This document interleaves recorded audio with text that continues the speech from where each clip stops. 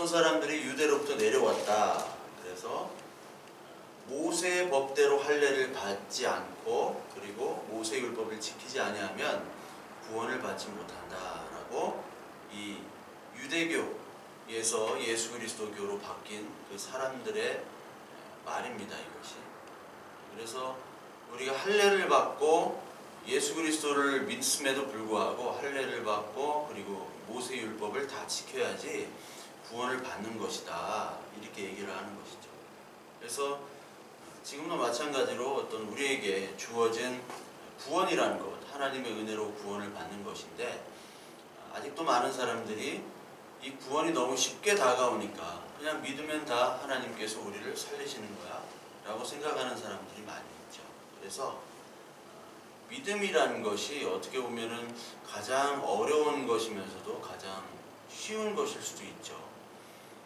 그래서 거저로 주는 어떻게 보면 하나님의 죽으심으로 말미암아 그 예수 그리스도의 죽으심으로 우리에게 주어진 구원이 어떤 사람에게는 은혜로 다가오지만 어떤 사람에게는 굉장히 쉬운 걸로 다가와서 그 쉬운 것 때문에 믿지 못하는 경우도 있다는 겁니다. 그래서 이 유대인들은 예수를 주로 인식을 하고 고백을 하지만 정말 그게 맞아? 우리가 지금까지 몇천 년간 지켜온 이 모세, 이 율법 1500년 이상을 지켜온 모세 율법을 그럼 우리는 다 없이도 이방인들이 그냥 그렇게 쉽게 구원을 받을 수 있는 거야? 라고 생각할 수가 있겠죠. 그렇게 당연히 생각을 하는 것이고 그 오랫동안 지켜왔던 할례와 모든 율법들을 이방인들에게는 적용을 안 하고 우리에게도 적용을 안 한다는 것, 이것이 과연 맞을까 하는 의문점들이 많이 있었다는 겁니다. 그래서 어떤 사람들은 아니다, 이건 우리가 지켜야 된다. 이방인들도 할례와 모세의 율법을 이방인들도 지켜야 되고 우리도 당연히 지켜야 되는 것이다 라고 생각했던 사람들이 있었다는 거죠. 예수 그리스도로 말미암아 율법이 완성이 됐음에도 불구하고 율법을 버리지 못하는 이 유대인들, 바리새파 유대인들, 그리고 바리새파 유대인에서 이제 예수 그리스도를 믿는 사람, 그 신자가 된 사람 중에서도 이렇게 얘기를 하더라, 그런 얘기입니다. 15장 5절에 보니까 바리새파 중에서 어떤 믿는 사람이 일어나 말하되 이방인에게 할례를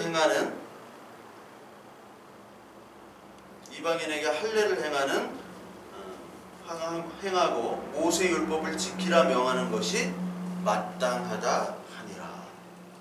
마땅하다까지 얘기를 하는 겁니다. 그런데 로마서 10장 4절을 보면 예수 그리스도는 모든 믿는 자들에게 의를 이루시기 위하여 율법의 마침이 되시느니라. 그래서 뭐 잘 아시다시피 우리 인간의 의를 로마서에서는 계속해서 부정하고 우리 의는 죽었고 우리 의는 아무것도 아닌 쓰레기 같은 것이고 예수 그리스도의 의를 통해서 우리의 구원이 이루어지는 것인데 그것이 율법의 마침이 되었다라고 얘기를 하시는 거죠. 그래서 왜 이 바리새인들은 이런 얘기를 계속해서 율법을 지키고 할례를 지켜야 되느냐 얘기하냐면 역시 선민의식입니다. 이방인들을 아직까지 받아들이지 못하는 거예요. 우리는 이렇게 지켰는데 아니 우리보다 이방인들이 더 많이 믿으니까 이것이 뭔가 잘못된 것이 아닐까, 이렇게 쉽게 예수 그리스도를 믿을까? 성령이 왔다고 해서 그걸 고백한다고 해서 우리가 그렇게 율법을 지키면서도 예수 그리스도를 기다리면서 그 율법을 지켰는데 율법 지키는 게 쉬운 게 아닌데 그렇게 우리는 노력했지만 예수 그리스도를 안 믿었는데 사람들, 아니 이방인들은 그렇게 쉽게 성령이 오고서 믿었느냐, 그거에 대한 우리가 선민인데 왜 하나님은 우리를 택하지 않았고 이방인들을 먼저 택하는가, 그런 거에 대한 피해의식들이 상당히 많이 있었어요. 사실. 왜냐면 굴러온 돌이 박혀있는 돌 빼는 것처럼 우리가 율법을 받았고 우리가 하나님의 택한 백성인데 아브라함의 자손인데 왜 이렇게 됐느냐. 그래서 아직도 차별함을 두려고 하는 거예요. 우리는 이렇게 율법과 할례가 당연한 것으로 지켜지는데 이방인 그리스도인들이 예수 그리스도를 믿는데 율법과 할례를 지키게 만들면 그들이 사실 힘들거든요.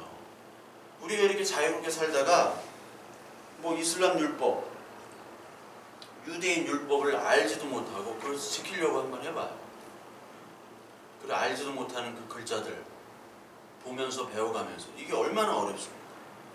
그러니까 하나님의 특별히 택하신 백성인 우리는 이것들을 지킬 수 있고 너희들은 지킬 수 없다. 즉 신자 중에서도 이제 등급을 나누려고 하는 그런 의식들이 많이 있죠. 차별성을 가지려고 하는. 근데 로마서 3장 19절부터 20절까지 보면은 율법 아래는 의롭다 하는 자가 없다고 얘기하죠. 그래서 로마 3장 19절 보면 우리가 알거냐 무릇 율법이 말하는 바는 율법 아래에 있는 자들에게 말하는 것이니 이는 모든 입을 막고 온 세상으로 하나님의 심판 아래 있게 하려 함이라. 그러므로 율법의 행위로 그의 앞에 의롭다 하심을 얻을 육체가 없나니 율법으로는 죄를 깨달음이니라. 이제는 율법에 하나님의 한 의가 나타났으니 율법과 선지자들에게 증거를 받은 것이라. 곧 예수 그리스도를 믿음으로 말미암아 모든 믿는 자에게 미치는 하나님의 의니 차별이 없느니라. 차별이 없다고 나온 거죠. 예수 그리스도를 믿는 사람들 중에는 차별이 없는 거예요. 근데 이 유대인들은 차별을 두려고 하는 거죠. 우리가 이 교회에서도 교회를 다니다 보면은 차별을 받게 되어 있어요. 어떤 사람은 나는 믿음이 좋아, 나는 뭐 헌금을 했어. 그런 거 가지고 사람들을 이렇게 나눈단 말이에요. 그런데 믿음에는 왜 차별이 없느냐? 하나님이 주신 선물이기 때문에. 우리가 선물을 받았는데 똑같은 선물을 받은 겁니다. 똑같이 아침에 일찍 온 사람과 저녁쯤에 온 사람과 다 똑같이 한 데나리온이라는 선물을 주신 거예요. 그렇기 때문에 교회 안에서 내가 뭐 목사다, 내가 장로다, 내가 뭐 무슨 헌금을 또 얼마나 했고 내가 기도를 하고 뭐 방언을 받고 뭐 예언을 한다, 뭐 가장 각색의 사람들이 얘기를 하는데 그거는 다 하나님을 잘 못아는 사람들이 얘기해요. 다 선물이기 때문에 우리는 하나도 자랑할 것이 없다는 거예요. 그리고 만약에 이 예수 그리스도를 믿는 사람들, 특히 이방인들에게도 할례를 받고 모세의 율법을 지켜야 된다고 하는 것은 예수 그리스도의 죽으심을 부인하는 것이 됩니다. 십자가에서 예수님이 죽으신 그 나무에 달린 자마다 다 저주를 받느니라, 그렇게 신명기 22장에 나오잖아요. 거기 나오는 그 저주를 왜 받으셨느냐? 우리를 살리시기 위해 저주를 받으셨는데 그 저주 받으신 우리를 살리시기 위한 예수님의 죽으심을 부인하는 거예요.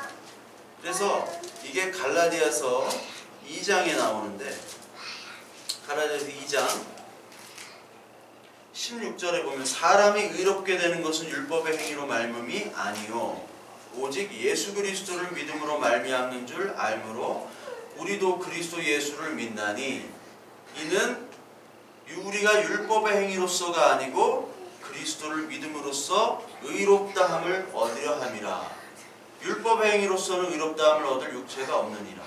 만일 우리가 그리스도 안에서 의롭게 되려 하려다가 죄인으로 드러나면 그리스도께서 죄를 짓게 하는 자냐? 결코 그럴 수 없느니라. 만일 내가 헐었던 것을 다시 세우면 내가 나를 범법한 자로 만드는 것이라. 내가 율법으로 말미암아 율법에 대하여 죽었나니 이는 하나님에 대하여 살려 함이라. 그리고 21절에 보면 내가 하나님의 은혜를 패하지 아니하노니 만일 의롭게 되는 것이 율법으로 말미암으면 그리스도께서 헛되이 죽으셨느니라. 마지막에 나오죠. 21절에 의롭게 되는 것이 율법에 의해서 예수 그리스도를 믿게 된다면 그리스도께서 죽을 필요가 없으신 거죠. 죽을 필요가. 그렇죠? 주한이 뽀로로 볼래? 뽀로로 저기 틀어놨는데 주한이 뽀로로 얘기하니까 바로 웃어요. 네.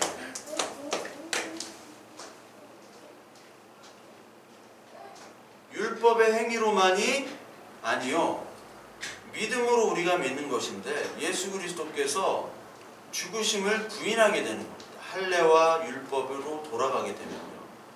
갈라디아서 3장 10절에 또 보시면 무릇 율법 행위에 속한 자들은 저주 아래에 있나니 기록된 바 누구든지 율법책에 기록된 대로 모든 일을 항상 행하지 아니하는 자는 저주 아래에 있는 자라 하였음이라. 또 하나님 앞에서 아무도 율법으로 말미암아 의롭게 되지 못할 것이 분명하니 이는 의인은 믿음으로 살리라 하였음이라. 율법은 믿음에서 난 것이 아니니 율법을 행하는 자는 그 가운데서 살리라 하였느니라. 그리스도께서 우리를 위하여 저주받은 바 되사 율법의 저주에서 우리를 속량하셨으니 기록된 바 나무에 달린 자마다 저주의 아래 있는 자라 하였음이라. 이는 그리스도 예수 안에서 아브라함의 복이 이방인에게 미치게 하고 또 우리로 하여금 믿음으로 말미암아 성령의 약속을 받게 하려 함이라. 저주를 받으신 그 행위 때문에 우리가 살아났다는 거죠. 저주 아래 하나님께서 저주를 받으신 거죠. 그래서 그리스도 안에 있는 아브라함의 복이 이방인에게 미쳤다라고 얘기를 하는 거예요. 이방인에게 미쳤다. 이것은 신약의 이야기가 아니라 오늘 사도행전 15장에 나오는 15장 16절부터 보시면 이후에 내가 돌아와서 다윗의 무너진 장막을 다시 지으며 또 그 허물어진 것을 다시 지어 일으키리니 이는 그 남은 사람들과 내 이름으로 일컬음을 받는 모든 이방인들로 주를 찾게 하려 함이라 하셨으니 이게 아모스서 9장 11절부터 11절에 나오는 겁니다. 즉 구약에 있는 다 내용들이 야 이방인들도 예수 그리스도께로 돌아와. 그리고 여기서 말하는 이방인이라는 것은 유대 혈통이 아니라 이방인이라는 것은 예수 그리스도를 믿지 않는 모든 인류를 얘기하는 거예요. 믿지 않는 그 사람들 중에서 돌아온다는 거죠. 이방인이라는 것이. 이 그냥 혈통적인 이방인을 얘기하는 것이 아닙니다. 그래서 율법으로 다시 돌아가는 것은 죄와 사망과 저주로 다시 돌아가는 것이요 예수님의 죽으심을 헛되이 여기는 것이죠. 그래서 갈라디아서 5장 1절도 그리스도께서 우리를 자유롭게 하려고 자유를 주셨으니 그러므로 굳건하게 서서 다시는 종의 멍에를 매지 말라. 종으로 되지 말라는 거예요. 종을. 왜 너희들은 자꾸 종이 되려고 하느냐. 율법의 종이. 그걸 지금 유대인들에게 얘기하고 이방인들에게도 얘기하는 겁니다. 예수 그리스도를 믿는 이방인들이 돌아왔는데 이 유대인들이 질투해가지고 너희들도 율법과 할례를 해야 돼. 그래야지 구원이 있는 거야. 라고 말하는 것에 대해서 성경 말씀을 가지고 계속 얘기를 하는 것이죠. 베드로가. 특히 이 베드로가 얘기한 아모스 9장 11절 12절은 지금 내가 얘기하는 것은 너희들이 그렇게 믿고 따랐던 모세와 그리고 선지자들의 예언이고 그들의 이야기야 라고 얘기하는 거예요. 내가 얘기하는 게 아니야 라고 얘기하는 거예요. 그러면서 여기 할례와 율법이 나오죠. 할례라는 게 있습니다. 할례가 있는데 할례는 누가 처음 받았죠? 성경에서 보면 창세기 17장 아브라함이 창세기 17장에서 처음 아브라함이 그 할례를 받게 됩니다. 할례. 그래서 할례가 있어야지 하나님의 자녀다라고 유대인들은 생각했다. 근데 할례보다 더 우선인 게 뭐였냐면 하나님의 언약이었어요. 언약. 메리트 하는 언약이 그 약속이 할례보다 더 우선이에요. 이 언약은 아브라함이 15장에 있었고 할례는 17장이 있습니다. 그러니까 할례는 우리 신약에서의 세례잖아요. 세례고 또 성령의 세례고 교회에서 너 세례 받았어 안 받았어? 그게 사실 중요한 게 아니에요. 당신은 세례 교인입니까? 뭐 그게 중요한 것이 아니라 너희가 정말 이 약속에 받은 자녀이냐. 그래서 로마서에 보면요, 로마서 4장 우리 한번 볼까요? 로마서 4장에 보면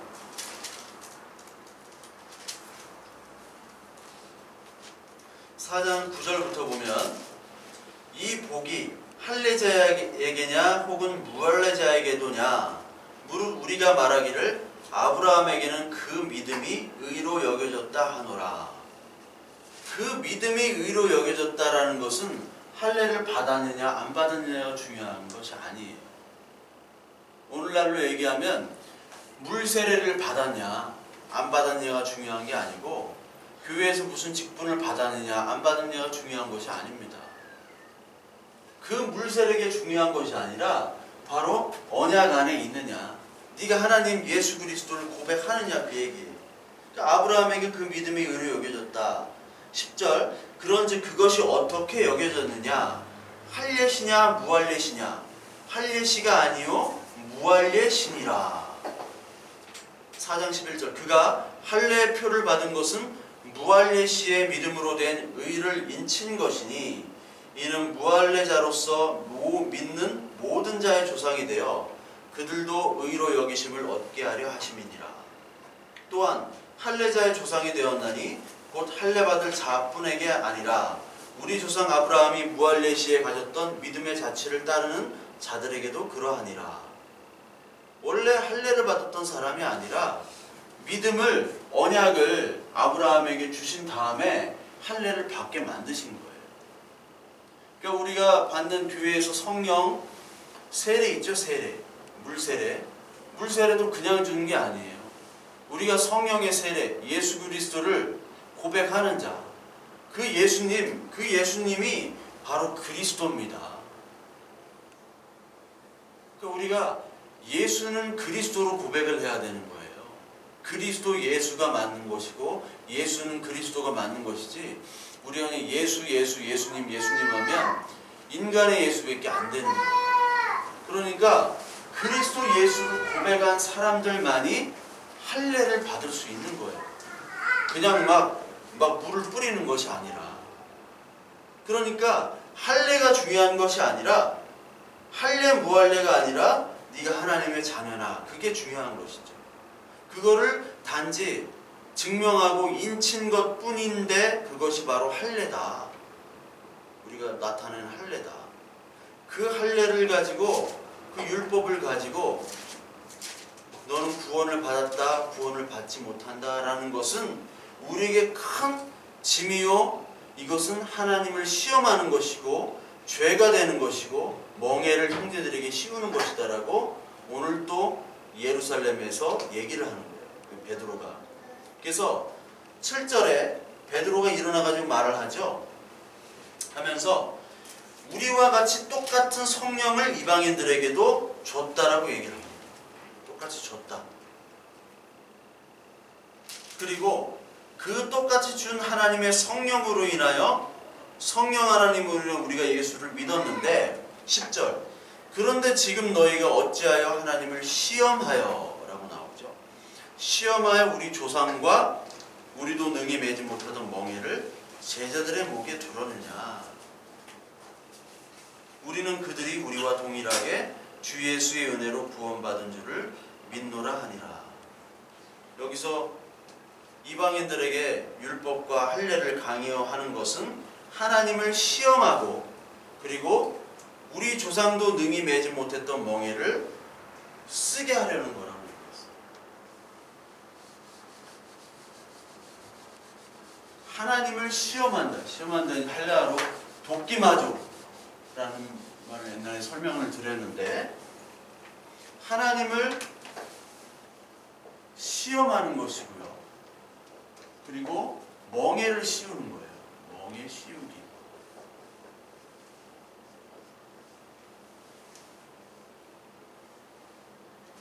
하나님을 시험한다. 하나님을 욕되게 하는 것이고 아까 얘기했듯이 예수 그리스도의 십자가의 죽으심을 무의로 돌리는 일이잖아요. 율법으로 다시 돌아가는 것은. 그러니까 예수님을 통해서, 예수 그리스도 통해서 우리를 자유인이 되게 했는데 나는 다시 종이 될래요? 라고 하는 거잖아요. 막 목욕을 시켜놨더니 다 씻겨가지고 옷을 입혀놨더니 다시 똥통으로 들어가는 거예요. 이게 하나님을 욕되게 하는 거, 하나님을 시험하게 하는 겁니다. 거기다가 우리가 지키지 못했던 멍에, 율법을 유대인들이 지켰나요? 지키지 못했나요? 지키지 못했단 말이에요. 지키지 못했어요. 그러니까 어떤 사람은 예수 그리스도를 그냥 고백하면 다 구원이 있느냐, 우리가 영생을 얻느냐 그렇게 얘기하는데, 그렇게 너무 쉽게 구원은 내가 믿지 못하겠다 하는 사람도 있어요.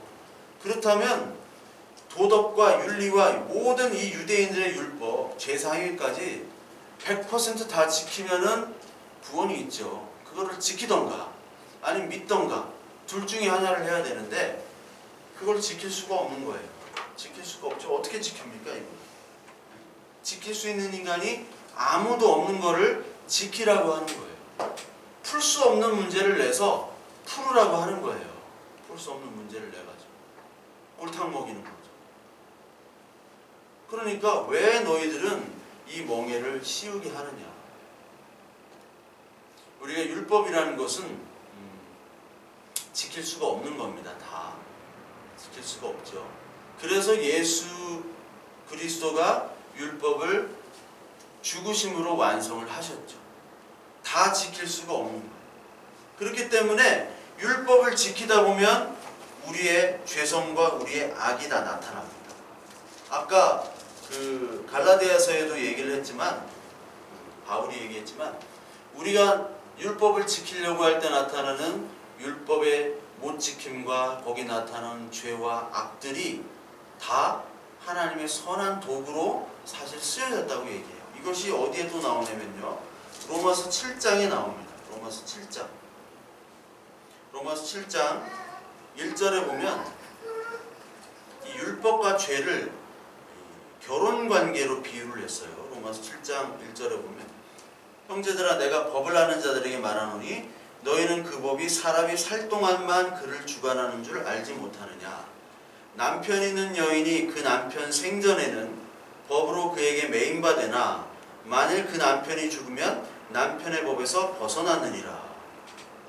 남편이 있을 때는 내 남편이고 법적으로 남편이면, 남편이 죽으면 언제든지 다른 남자와 결혼을 할 수 있잖아요. 네. 그것이 바로 남편의 법에서 벗어나는 거예요. 그러므로 만일 그 남편 생전에 다른 남자에게 가면 음녀냐? 그러나 만일 남편이 죽으면 그 법에서 자유롭게 되나니 다른 남자에게 갈지라도 음녀가 되지 아니하느니라. 자, 남편은 여기서 예수 그리스도를 얘기하는 거고, 그렇죠? 근데 그 남편이 죽었어요. 율법의 그 전 남편이라는 것은 뭐냐면, 율법을 지킴으로 내가 이 남편과 같이 있어야지 내가 살 수 있다라는 거죠. 그러니까 구약에서 유대인들은 율법을 전 남편이 율법이에요. 율법이 전 남편입니다. 전 남편이고, 예수 그리스도가 여기 비유에서는 현 남편이에요. 현 남편. 현재의 남편은 지금 예수 그리스도고 전 남편인 율법이에요. 근데 율법이 예수 그리스도의 죽음으로 죽었잖아요. 죽었기 때문에 너희들은 지금 음녀도 아니고 너희들은 새 장가, 새 시집을 갈 수 있다. 누구에게? 예수 그리스도에게. 그러면서 여기 5절에 보면 우리가 육신에 있을 때는 율법으로 말미암는 죄의 정욕이 우리 지체 중에 역사하여 우리로 사망을 위하여 열매를 맺게 하였더니 이제는 우리가 얽매여 있던 것에 대하여 죽었으므로 율법에서 벗어났으니 이러므로 우리가 영의 새로운 것으로 섬길 것이요 율법 조문에 묵은 것으로 아니할지니라. 그런즉 우리가 무슨 말을 하리요? 율법이 죄냐? 그럴 수 없느니라. 율법으로 말미암지 않고는 내가 죄를 알지 못하였으니 곧 율법이 탐내지 말라 하지 아니하였더라면 내가 탐심을 알지 못하였으리라. 그러나 죄가 기회를 타서 계명으로 말미암아 내 속에서 온갖 탐심을 이루었나니 이는 율법이 없으면 죄가 죽은 것임이라. 전에 율법을 깨닫지 못할 때는 내가 살았더니 계명이 이름에 죄는 살아나고 나는 죽었도다. 이 로마서 7장이 설명을 하기가 굉장히 어려운 성경장입니다. 근데 나중에 뭐 설명을 드릴 기회가 있고, 오늘 여기 이 사도행전 15장에서 얘기하면서 율법에 대한 것을 혼인관계로 비유할 때 여기서 나온 그 죄와 율법이 결국은 하나님께 쓰시는 도구죠. 예수 그리스도를 인도하는 죄와 율법인 거예요. 죄와 율법. 우리가 도덕적으로, 유대인 율법은 없으니까 도덕적으로 선하게 예수 그리스도의 말씀을 지키며 살려고 하면서 우리가 짓는 참 많은 죄들. 아, 나는 정말 지킬 수가 없구나. 그 지킬 수가 없구나. 나는 이미 죽은 존재구나 라는 그 죽음의 깨달음 자체가 하나님께로 인도하는 삶의 도구라는 거예요. 그러니까 거기서 사용되는 율법이나 그 죄나 이런 것들은 하나님의 선한 도구라는 거예요. 그 자체로. 그런데 이 유대인들은 그거를 다 지켜야지만이 예수 그리스도를 구원을 얻는다고 생각한 거예요. 그러니까 율법을 전 남편이 죽어야 되는데 전 남편이 죽은 거예요. 죽었는데 그 시체를 끌어안고 계속해서 그 방에서 같이 먹고 자고 누워 있는 거예요. 여러분, 사람 죽으면요 치워야 되잖아요. 아무리 사랑하는 사람이라도, 아무리 사랑하는 남편이고 부인이고 자식이고 아버지고 어머니고 하더라도 사람이 죽으면요 치워야 되잖아요. 어떻게 살아요? 근데 전 남편을 치워야 되는데 안 치우고 계속 붙잡고 있는 거예요. 그거를 정신병이라고 하는 거죠. 미친 거죠. 예수 그리스도가 와도 예수 그리스도를 믿지 않고 다른 거를 믿는 게 미친 거예요. 그게 귀신 들린 겁니다. 말씀이 안 들리는 거예요. 귀신 들린 거예요. 이 교회에 귀신이 있는 거예요. 교회에 귀신이 활동해서 다른 이야기, 다른 남편을 섬기라고 계속해서 말을 하는 것들을 듣는 것, 그리고 현 남편인 예수 그리스도를 믿지 못하게 하는 것, 이게 귀신의 영입니다. 그래서 요한복음 4장에 수가성 여인이 나오잖아요. 내가 전 남편이 5명이나 있었다. 그런데 지금 있는 남편도 원래 남편이 아니다. 그 남편이 계속 이렇게 많다는 건 뭐예요? 사실 그것도 율법을 얘기하신 거예요. 그 여인도 남편이 있지만, 그래서 너희는 지금 산에서 예배를 드리지, 산에서 뭔지도 모르고 예배를 드리는데 진정한 예배를 드릴 때가 올 거다.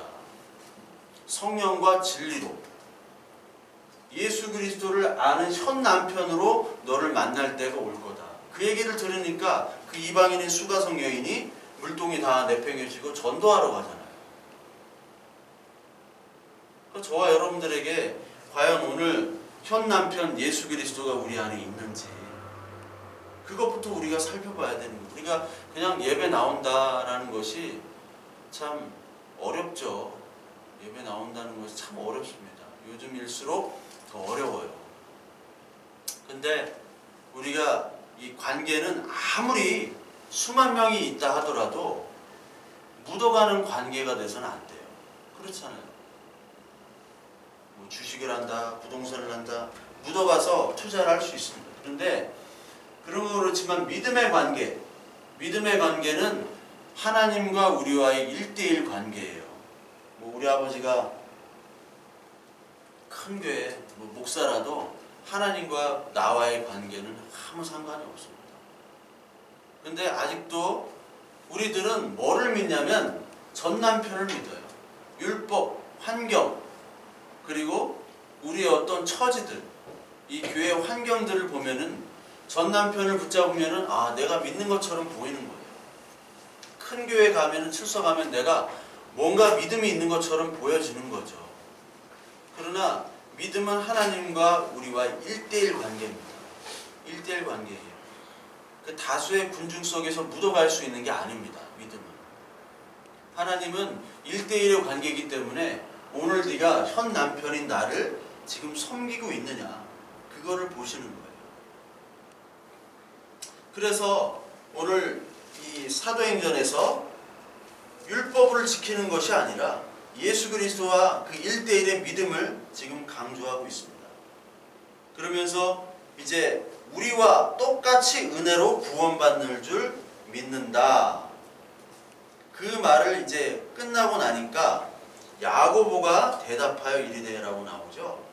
그 15장 13절에 야고보가 대답하여. 이 야고보는 예수님의 그 바로 밑에 동생입니다. 예수. 그러니까 엄마가 누구예요? 엄마가 마리아죠. 마리아고 아빠가 요셉이고. 예루살렘 교회가 이제 야고보 중심이 된 거예요. 베드로에서 야고보로 조금 넘어갔습니다. 그러면서 무슨 말을 하냐면 하나님이 처음으로 이방인 중에서 자기 이름을 위할 백성을 취하시려고 그들을 돌보신 것을 시므온이 말하였으니 라고 나와요. 시므온. 참 저는 이 성경을 보면서 시므온이라고 또 얘기해요. 시므온. 시므온이 누구죠? 시므온. 베드로예요. 베드로. 시몬. 시몬이 베드로잖아요. 근데 15장 7절에 보면 7장에서는 베드로, 7절에서는 베드로라고 얘기하고 야고보는 뭐라고 얘기했습니까? 시므온이라고 얘기했어요. 시므온. 시므온이 누구죠? 시므온. 베드로의 이름인데 구약에서의 시므온. 구약에서의 시므온은 야곱의 12아들 중에 하나죠. 시므온. 베드로.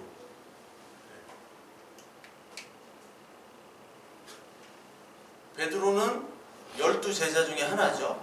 시므온은 12아들 중에 하나입니다. 근데 사실 시므온이 베드로가 된 거예요. 베드로가 누구예요? 12제자고 12아들인데 베드로가 반석이란 뜻이잖아요. 반석. 시므온은 어떤 사람입니까? 창세기 34장에 보면은 그 야곱이 아들이잖아요. 시므온이. 야곱이 이제 그 히위 족속 그 지역에 살았는데 그 야곱의 딸 중에 디나가 있어요. 디나가 그 히위 족속 세겜 히위 족속의 한 명이 이제 세겜에게 이제 강간을 당해요. 그래가지고 그들에게 시므온과 레위가 있죠. 시므온과 레위가 할례를 베풀라. 할례를 니들도 해야지 우리처럼 우리와 혼인을 할 수 있다. 우리 동생이라. 그래서 할례를 다 시키게 한 다음에 시므온과 레위가 그들을 찾아가서 다 죽여버리죠. 그 족속들. 그런 사건이 창세기 34장에 있죠. 다 처음 들어본 것처럼 표정이 있는데 34장. 그 레위와 시므온 이 살인자란 말이에요. 아유. 레위와 시므온이 네, 살인자예요. 살인자. 이들은 살인자예요. 죄인이란 말이에요. 죄인.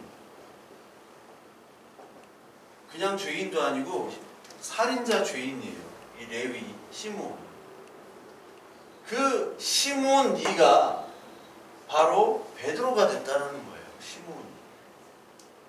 이게 12제자, 12사도와 12아들이 합쳐가지고 144가 되는 거잖아요.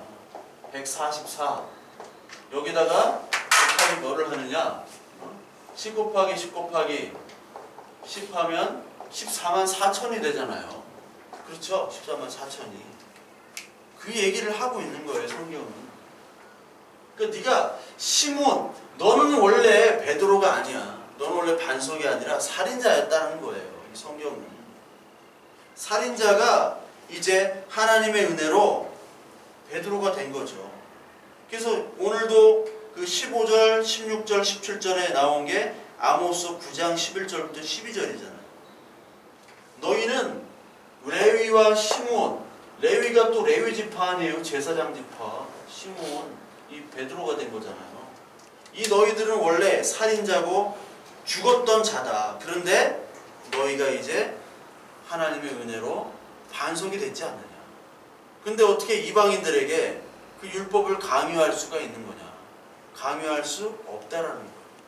그거를 예루살렘 회의에서 결정을 합니다. 결정을 한 다음에 그 야고보가 뭐라고 얘기하냐면 마지막에 보면 19절에 그러므로 내 의견에는 이방인 중에서 하나님께로 돌아오는 자들을 괴롭게 하지 말고, 예수 그리스도를 믿는다고 고백하는 이방인들에게 율법과 할례를 해가지고 막 괴롭게 하는 거잖아요. 막 병원 끌려가지고 막 포경수를 하러 가고 막 그렇게 괴롭게 하지 말고 다만 우상의 더러운 것과 음행과 목매어 죽인 것과 피를 멀리하라고 편지하는 것이 옳으니 이는 예로부터 각성에서 모세를 전하는 자가 있어 안식일마다 회당에서 그를 읽음이라 하더라. 그러니까 안식일마다 회당에서 모세가 전하는 토라 율법을 얘기하고 그거를 강요하는 사람들이 있기 때문에 이제 내가 최종으로 얘기를 하겠다. 이방인들에게 우상의 더러운 것, 음행과 목매어 죽인 것, 피를 멀리하면 예수 그리스도를 믿는 사람으로 그들을 받아들여라. 이방인들. 그래서 왜 이 얘기를 했냐면 우상의 더러운 것, 음행과 목매어 죽인 것, 그리고 피를 멀리하라. 우상의 더러운 것과 음행은 같이 연결이 되어 있는 거죠. 고린도서에 보면은 고린도가 가장 우상이 많았던 것 중에 하나인데, 그 우상이라는 것은 그 구약 시대 때 그 바알과 아세라 그거 있죠. 바알과 아세라. 그 바알 신전이 시리아나 이런 쪽 가면 바알 신전이 굉장히 큰데 지금은 다 파괴가 됐습니다. 이슬람인들이 어떤 우상들은 섬기질 않으니까, 이슬람은 상을 섬기지 않으니까 다 파괴를 했는데, 바알이 뭐냐면, 바알과 아세라가 뭐냐면 기우제를 지내는 거잖아요. 기우제를 지내서 이제 비가 오게 하는 거예요. 바알이 폭풍의 신인데, 그래서 모든 이방인들의 대부분의 제사는 비가 오고 열매를 풍성하게 하는 것인데 그 현장을 재현을 하는 거예요. 인간들이 재현을 하는 거예요. 어떻게 재현을 하느냐? 그 사제가, 여자 사제가 있는 것이고 또 남자 사제가 있고 남자들이 또 오는 거죠. 신전에 와서 성관계를 함을 통해서 풍요로움과 쾌락과 그것을 통해서 비가 내린다고 생각하는 거예요. 비가 내리고 거기서 잔치를 벌이고 거기서 나온 음식들을 가지고 먹고 마시고 남은 것들은 시장에 가서 팔고, 그렇기 때문에 시장에서 그것들을 사 먹고 하는 것들이 이루어졌다는 거예요.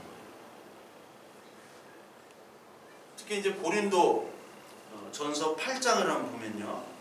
고린도서 8장에 보면 8장 4절부터 13절까지 보면 우상 제물을 먹는 일에 대하여 우리가 우상은 세상에 아무것도 아니며 또한 하나님은 한 분밖에 없는 줄 아노라. 이렇게 나오고, 또 8절부터 보면 음식은 우리를 하나님 앞에 내세우지 못하나니 우리가 먹지 않는다고 해서 더 못 사는 것도 아니고 먹는다고 해서 더 잘 사는 것도 아니니라. 그런즉 너희의 자유가 믿음이 약한 자들에게 걸려 넘어지게 하는 것이 되지 않도록 조심하라.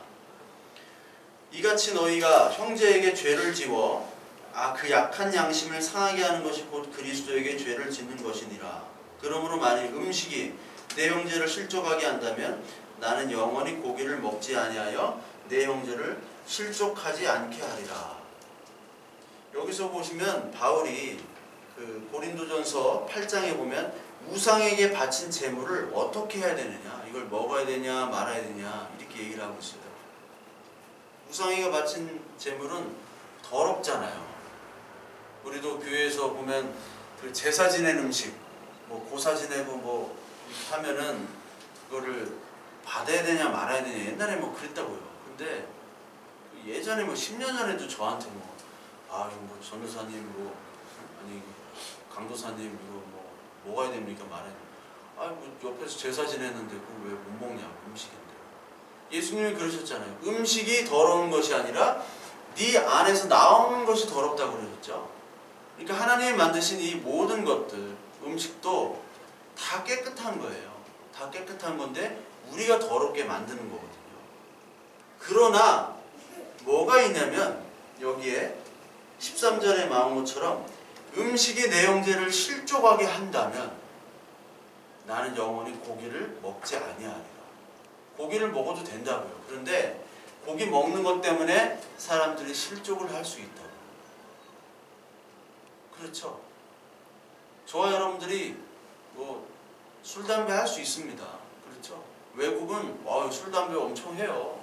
제가 다녔던 옛날에 교회도 목사님이 진짜 유명한 목사님이에요. 세계에서 존 스토트라고 세계에서 최고 유명한 관광객들이 온다니까요. 그 목사님 사진 찍으려고 줄 서서 예배 끝나면 한 100명이 줄 섰어요. 다 아시안들이야.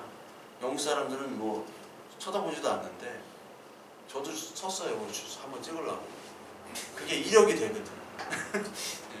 근데 그분도 포도주를 엄청 즐겨요. 술을 엄청 즐겨.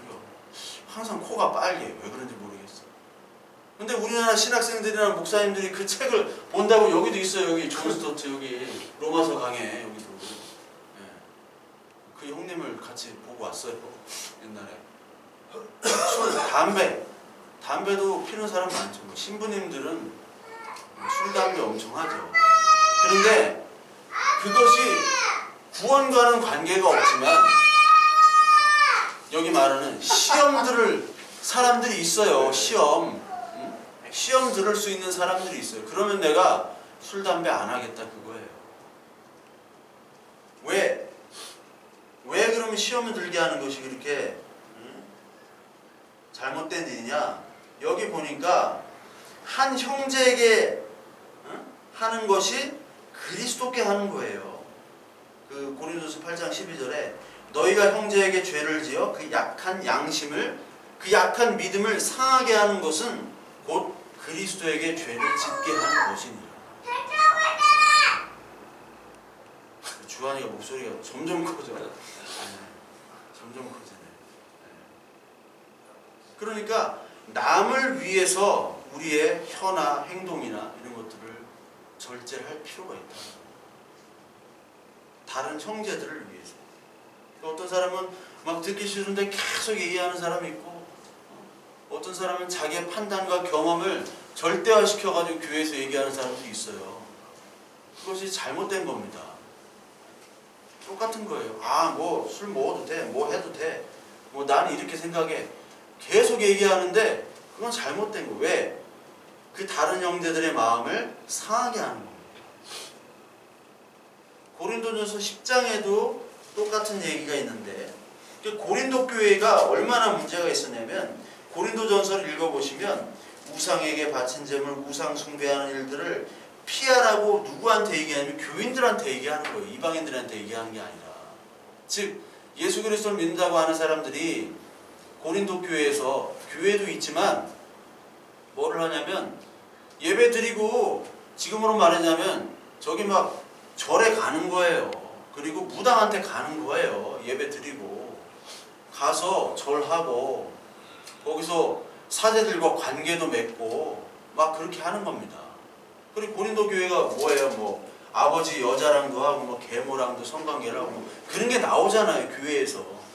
교회에서 그런 일들이 벌어졌다라는 거예요. 그러면서 고린도전서 10장에 또 우상 숭배에 대한 얘기가 하는데 고린도전서 10장 22절부터 33절까지 여기 보면은 누구든지 자기의 유익을 구하지 말고 남의 유익을 구하라. 그러면서 무릇 시장에서 파는 것은 양심을 위해 묻지 말고 먹으라. 불신자 중에 누가 너희를 청할 때 너희가 가고자 하거든 너희 앞에 차려놓은 것이 무엇이든지 양심을 위하여 묻지 말고 먹으라. 여기서는 시장에서 파는 것 있죠. 이것이 제사 숭배, 우상 숭배 했던 겁니다. 그것을 양심을 따지지 말고 야 그냥 먹어. 이렇게 바울이 얘기를 해요. 어떤 거는 먹지 말라고 해놓고 여기서는 또 먹으라고 그래요. 묻지 말고 따지지도 말고 먹으라. 이렇게 얘기를 해요. 그러면서 자기의 유익을 구하지 말고 남의 유익을 구하라. 즉 복음을 전할 때 그들이 이방인일 때 그들이 마음에는 예수 그리스도를 믿고 싶은데 그들의 습관과 생활 환경과 먹는 음식들이 있잖아요. 그들이 초청해서 올 때는 그들이 주는 것들을 다 먹으라 그 얘기예요. 제사 지내고 우상 숭배했던 것도 다 먹으라. 왜? 그들의 영혼을 위해서. 그러니까 우리가 우리의 영혼이 아니라 다른 사람들의 믿음과 신앙과 그들의 영혼을, 그들의 인격을 위해서 우리가 그들의 일들에 따라야 될 때도 있고 거절해야 될 때도 있고 우리가 해야 될 때도 있고 안 해야 될 때도 있어요. 동일한 문제를 가지고 어떨 때는 술을 먹어야 될 때도 있다고요. 네? 먹어야 될 때도 예수 그리스도를 믿으려고 하는 부족들이 있어요. 저희 동남아 같은 데 가면 뭐 많이 있어요. 지금은 다 쇼가 돼버렸지만 지금 뭐 어디 부족 초청당하면 막 이렇게 막 부족 춤 보여주고 돈 달라고 그래요. 뭐 설교하러 가면은 꼭 돈 달라고 그래요. 쇼 보여주고 그런 데도 있어요. 근데 거기 가가지고 음식을 차려놓잖아요. 내가 먹기 싫은 음식이에요. 이상한 음식 막. 그리고 거기다가 또 술 한 잔을 줘. 그럼 그 술 한 잔 그냥 버려야 돼요? 나 그냥 예수 그리스도 믿으니까 버려야 돼? 그들이 예수 그리스도를 믿는 믿음 안에서 가지려고 하는 그 말씀을 들으려고 하는 사람이라면 그걸 먹어도 된다라는 거예요. 그 음식을. 그러나 우리 같은 형제 중에 시험이 드는 사람이 있다면 먹지 말라는 거예요. 바울이 고기 먹는 거 가지고 시험 든다면 내가 고기 안 먹겠다고 그러잖아요. 우리 예수 믿으면은 예수 그리스도 안에서는 그 율법에 구약 율법에 있는 유대인들이 삼가하는 음식들 다 먹잖아요. 여기 피채 먹지 말라. 피 먹잖아요. 선지 먹고 고기 다 먹고 육회 막 먹잖아. 막 스테이크 레어로 주세요. 여기 피 막 먹고 우상의 더러운 음식들 고등어 우리는 먹으면 안 됩니다. 유대인들은. 그리고 돼지고기 안 먹잖아요. 유대인들이. 비늘이 있어야 돼. 비늘이 없는 고기는 못 먹어요. 장어 이런 거 먹으면 안 돼요. 근데 다 먹어도 되잖아. 다 먹어도 되지만 믿음 안에서 그들이 시험에 든다면 그들을 위해서 내가 안 먹을 수 있다는 거예요. 그것이 바로 교회라는 거예요. 그것이. 내가 입과 혀와 행동과 먹을 것조차도 절제하라. 그것은 누구를 위해서? 하나님을 위해서. 예수 그리스도를 위해서. 그리고 너의 영혼을 위해서 너와 함께 같이 있는 그 교회 형제 자매들을 위해서 그렇게 하라고 하는 겁니다. 이게 오늘 사도행전 15장 그 예루살렘 회의의 결론입니다. 그래서 오늘 정리를 하면 율법을 지키지 못했던 우리도 지키지 못했던 율법과 할례를 이방인들에게 덮어 씌우지 말아라. 구원은 하나님의 은혜로 받는 것이요 선물이기 때문에 누구도 우리 안에 차별이나 그 우대나 받아서는 안 되는 것이다 라고 오늘 얘기를 했고, 또 마지막 결론에 우상의 더러운 것, 음행과 목에 주어 죽인 것과 피를 멀리하는 이것들을 지키면서 요것을 지키면 너희들 예수 그리스도를 믿는 그 이방인들을 다 하나님께로 받아들여라. 너희들 같은 교회 구성원으로 여겨라 하는 말입니다. 그래서 우리들 다 예수 그리스도의 은혜로 우리 구원받은 자들이고 우리가 가졌던 어떤 습관들, 우리가 나는 이러한 습관, 이러한 형편으로 예수를 믿었어, 하나님을 만났어 하는 것들을 사람들에게 절대로 강요해서는 안 됩니다. 하나님을 만난다는 것은 다 각각의 그 형편들이 다 있어요. 어떤 사람들은 막 체험을 하다가 만난 사람도 있고요. 그 체험이 말씀으로 가야지 바른 거지만 그래서 만난 사람도 있고요. 어떤 사람은 이 성경을 읽다가 만난 사람도 있고 가지각색입니다. 모든 우리의 인격 지정의를 다 사용해서 하나님께서 만나시는데 자기가 가지고 있는 것만 고집해서 그것들을 덮어 씌우고 그것을 강요하는 것이 이 예루살렘 회의의 그 목적이었어요. 그 모임 목적. 우리들에게 똑같이 그것들이 적용돼야 된다는 것이죠. 그리고 특히 여기 우상의 제물, 음행, 먹는 것. 그래서 지금 우리 이 시대에 뭐 제사 드렸다. 우리가 옆집 이사 왔는데 누가 뭐 고사 지내고 뭐 남은 떡이에요. 이런 거 안 먹어요. 막 그런 분들도 아직도 있다고. 왜 안 먹어요? 그걸 먹으라고. 먹어야 되는 거예요. 왜 그게 더러운 게 아니에요. 우리의 생각이 더럽고 우리의 죄악이 더러운 거지 음식은 절대로 더러운 게 아닙니다.